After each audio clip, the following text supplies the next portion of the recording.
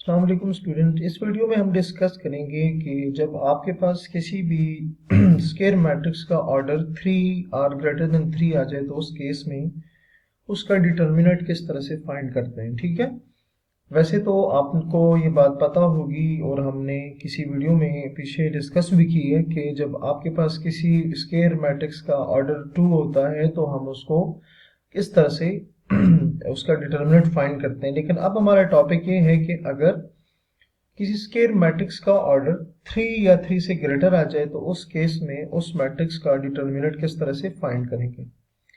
अच्छा, अब हम ये चीजें फाइंड करने के लिए आप क्या करेंगे कि डिटर्मिनेंट ऑफ ऑर्डर 3 और ग्रेटर देन 3 फाइंड करने के लिए हमें माइनर और को फैक्टर की जरूरत होती है। तो पहले हम डिस्कस करेंगे कि minor of an element of a matrix वो क्या होता है, उसके बाद हम को factor of an element of a matrix discuss करेंगे एंड देन उसके बाद हम डिटर्मिनेंट फाइंड करने का मेथड देखेंगे कि वो किस तरह से आएगा। ठीक हो गया। सो पहली जो हेडिंग हम दे रहे हैं वो है minor of an element, minor of an element of a matrix. ठीक हो गया। अच्छा, माइनर बेसिकली क्या होगा कि अगर आपके पास एक मैट्रिक्स आ जाए, स्केयर मैट्रिक्स आ जाए और उसका ऑर्डर 3 और ग्रेटर देन 3 हो तो ये बेसिकली वहां यूज होता है कि उसका माइनर किस तरह से फाइंड करना। सो लेट्स से कि आपके पास एक जनरल स्केयर मैट्रिक्स है ए। अब चूंकि मैं जनरली बात कर रहा हूं तो सपोज करें कि उसके एलिमेंट्स जो हैं वो क्या हैं, 1 1 1 2 1 3। देखिए, अगर आप इस स्मॉल ए 1 1 को देखें ना तो इसका मतलब क्या होगा, फर्स्ट रो फर्स्ट कॉलम की जो एंट्री होगी, फर्स्ट रो सेकंड कॉलम की जो एंट्री होगी, फर्स्ट रो थर्ड कॉलम की जो एंट्री होगी। ए 2 1, ए 2 2, ए 2 3, ए 3 1, ए 3 2, ए 3 3। ठीक है, ये हमारे पास कोई मैट्रिक्स है ए और उसके अंदर जो वैल्यूज हैं वो मैंने जनरल वैल्यूज ली हैं। सो लेट्स से कि इसमें से ना जो मैट्रिक्स है इसकी जितनी भी वैल्यूज हैं, जितनी भी एंट्रीज है ना, मैं हर एंट्री का माइनर फाइंड कर सकता हूँ। सो लेट्स से मैं ये कहता हूँ कि मैंने माइनर फाइंड करना है इस वाली वैल्यू का। ठीक है, सो मैं कहूंगा कि माइनर ऑफ ए 1 2। अच्छा, माइनर ऑफ ए 1 2 फाइंड करने के लिए ना मैं लिखूंगा एम 1 2। इसका मतलब क्या होगा कि जो फर्स्ट रो और सेकंड कॉलम की जो एंट्री है जो कि 1 2 बन रही है उसका माइनर किस तरह से फाइंड होगा। अच्छा, क्या करेंगे कि जिस एंट्री का आपने माइनर फाइंड करना होगा वो एंट्री जिस रो में होती है उसको भी डिलीट कर देंगे या छोड़ देंगे, जिस कॉलम में होते हैं वो भी छोड़ देंगे। ठीक है, तो आपके पास क्या बन जाएगा, एक नया मैट्रिक्स आ जाएगा जिसका ऑर्डर अगेन क्या हो जाएगा, 2 1। उसका ऑर्डर पहले से कम हो जाएगा, ए 2 1, ए 2 3, ए 3 1, ए 3 3। ठीक हो गया। तो ये जो हमारे पास 2 क्रॉस 2 का स्केयर मैट्रिक्स आया है ये क्या है, ये minor of the entry 1 2 of the matrix A होगी। सही हो गया स्टूडेंट, तो ये आपको समझ आ गया होगी। इसी तरह से मैंने तो यहाँ स्मॉल ए 1 2 का माइनर फाइंड किया। आप ये जितनी भी आपको 9 वैल्यूज नजर आ रही है मैट्रिक्स ए में, आप किसी भी एंट्री का निकाल सकते हैं माइनर। तो अगर मैं एक और चलिए फाइंड कर लेते हैं, लेट से मैं कहता हूँ कि ए 3 3 का मैं माइनर फाइंड करना चाह रहा हूँ। सो माइनर ऑफ ए 3 3 वो इक्वल आएगा एम 3 3।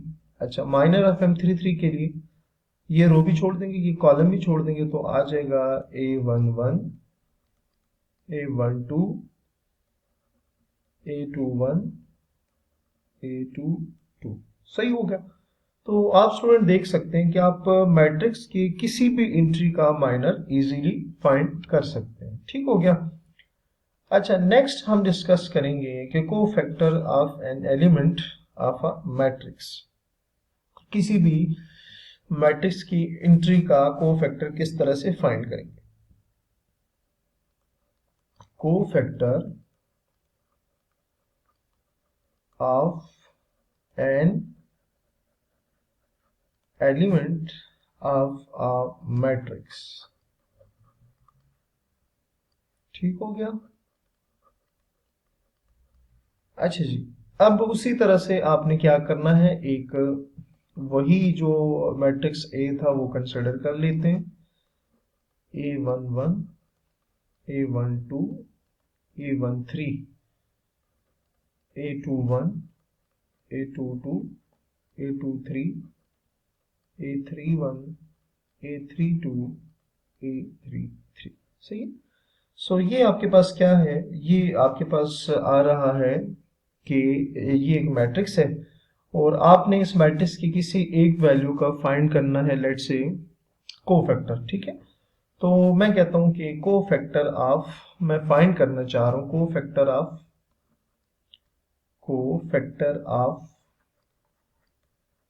चले मैं कहता हूं मैं A31 का कोफैक्टर फाइंड करना चाह रहा हूं। ठीक है, तो जो A31 का जो कोफैक्टर होगा उसको डिनोट करते हैं कैपिटल A31 से, और वो फाइंड करने का जो फार्मूला होगा -1 raise to the power 3 plus 1।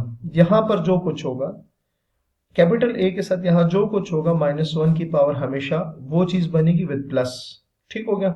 So -1 raise to the power 3 plus 1, और यहां लिखोगे आप माइनर, माइनर में भी क्या आएगा, 3 1 आएगा।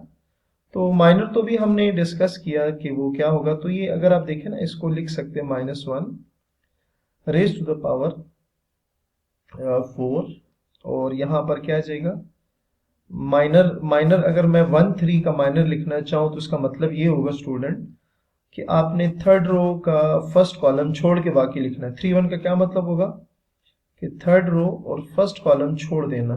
3 का मतलब होता है जो चीज पहले लिखी होती है वो रो को रिप्रेजेंट करती है, जो बाद में लिखी होती है कॉलम को रिप्रेजेंट करती है। तो 3 1 का मतलब ये होगा कि आपने थर्ड रो और फर्स्ट कॉलम को छोड़ के बाकी लिख देना। तो अगर वो मैं लिखूं तो A11 एंड सॉरी ठीक है, A12 और A13। अच्छा, नेक्स्ट होगा A22 और A23। ठीक हो गया स्टूडेंट, तो ये आपके पास क्या आ गया। अगर आप इसको मजीद सिंप्लीफाई करना चाह रहे हैं तो आप इसको लिख सकते हैं, और A31 is equals to -1 raise to the power 4 होगा, आपके पास पता है प्लस। ठीक है, और बाकी जो वैल्यूज है ना,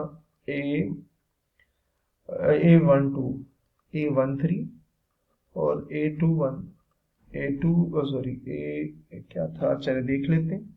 अच्छा, A12, A13, A22, A23, A22, A23, सो A22 और A23, सो ये आ जाएगा विद प्लस। ठीक है, तो स्टूडेंट आपने देखा कि किसी भी मैट्रिक्स की किसी भी इंट्री का आप कोफैक्टर और माइनर फाइंड कर सकते हैं। सो अपना बहुत सारा ख्याल रखिएगा। अल्लाह हाफिज।